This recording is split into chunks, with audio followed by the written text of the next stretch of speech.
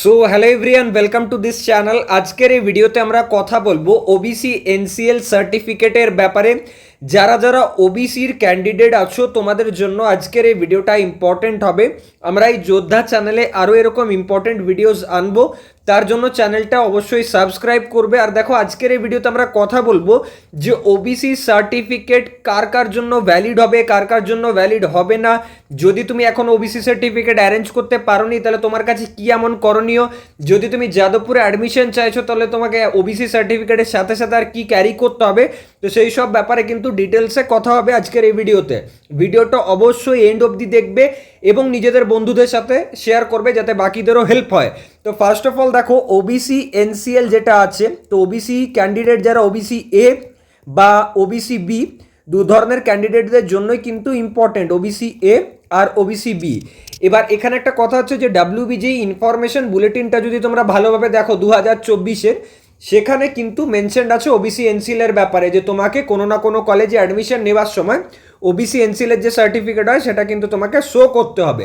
এবার এখানে একটা গুরুত্বপূর্ণ কথা আমি ইনক্লুড করতে চাই, যে দেখো ক্যালকাটা হাইকোর্টের যে নোটিশ আছে, যেটা দেখবে 191 পেজে, যে পিডিএফটা তোমরা স্ক্রিনে এখন দেখতে পাচ্ছ, ঠিক আছে, মানে এখানে যে নোটিফিকেশনটা দেখা যাচ্ছে, দেখো এখানে কিন্তু একটা ব্যাপার ক্লিয়ারলি মেনশন করা আছে যে 2010-এর পর থেকে, 2010 সালের পর থেকে যত সার্টিফিকেট ইস্যু হয়েছে সেগুলো কিন্তু ইনভ্যালিড। ওকে, মানে 2010-এর পর যত ওবিসি সার্টিফিকেট ইস্যু করা হয়েছে সেগুলোর কোনো রকম কিন্তু ভ্যালিডিটি নেই।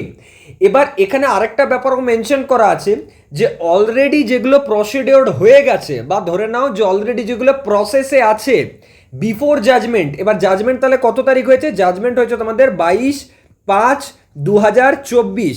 তার মানে 22/5/2024-এর জাজমেন্টের আগে যাদের যাদের ওবিসি সার্টিফিকেটের জন্য কোনো না কোনো চাকরি, কোনো না কোনো সাপোজ কাউন্সিলিং বা অ্যাডমিশন বা যে কোনো কিছু যদি প্রসেস অলরেডি হয়ে গেছে বা সেটা স্টার্ট হয়ে গেছে, প্রসিডিওর হয়ে গেছে, তাহলে সেটা কিন্তু ভ্যালিড থাকবে।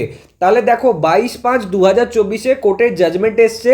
আর তুমি যদি ডাব্লিউবিজির মানে এক্সাম দেখো, যারা আর কি এক্সাম ফর্ম ফিল আপ করেছিল, এক্সামের ফর্ম ফিল আপের সময়, সেটা আই থিঙ্ক 28 এপ্রিলের আগে হয়েছে, তাই তো? তাহলে 22/5/2024-এর আগে হচ্ছে ওটা।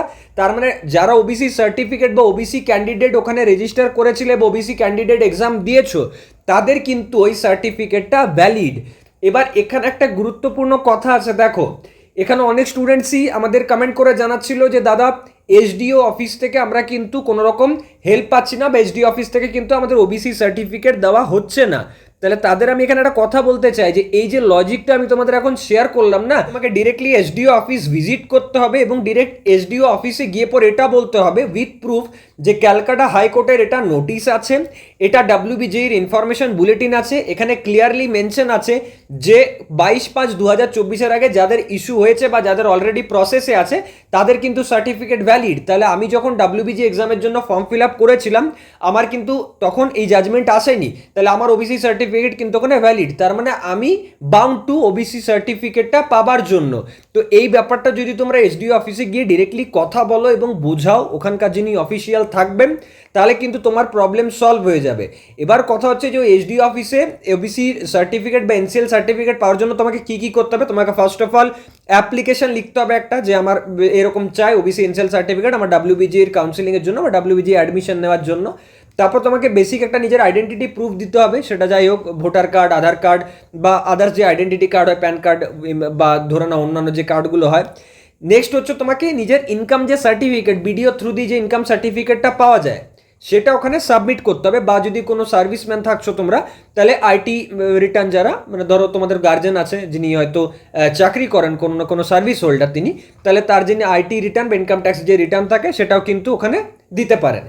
এবার কথা হচ্ছে এনসিএল এর ক্রাইটেরিয়া কি। দেখো এনসিএল এর ক্রাইটেরিয়া হচ্ছে যে সব মানে সম্পত্তি যা আর কি তোমার সম্পত্তি হচ্ছে, ওভারঅল ঘর বাড়ি বা যা কিছু আছে সব মিলিয়ে যেন টাকাটা 8 লাখের কম হয়, এটা তোমাকে দেখাতে হবে আর কি নিজের ইনকাম সার্টিফিকেটে, যেটা তুমি বিডিওর কাছ থেকে আনবে।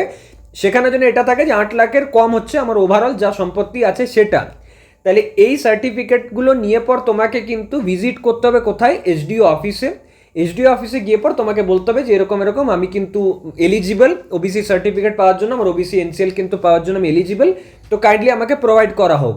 এরপরও ধরো যদি তোমার সাথে মানে প্রবলেমস থাকলো, মানে তোমার ধরো প্রবলেম সলভ হলো না, তুমি ওবিসি সার্টিফিকেট পেলে না, এনসিএলএস সার্টিফিকেট, তাহলে কিন্তু তুমি ডিরেক্টলি এডিএম বা ডিএম এর কাছেও ভিজিট করতে পারো with the same process. I hope তোমাদের যে প্রবলেম আছে সেটা কিন্তু সলভ হয়ে যাবে। এটা যত তাড়াতাড়ি পারবে সম্ভব তত তাড়াতাড়ি করো, কারণ যখন কলেজে অ্যাডমিশন নিতে যাবে তখন কিন্তু তোমার সার্টিফিকেট লাগবে। দেখা হচ্ছে নেক্সট ভিডিওতে। এরকম ভিডিওস, ইম্পর্টেন্ট ভিডিওস আমরা আপলোড করতে থাকবো। ভিডিওটা নিজেদের বন্ধুদের সাথে শেয়ার করে দিও। Thank you.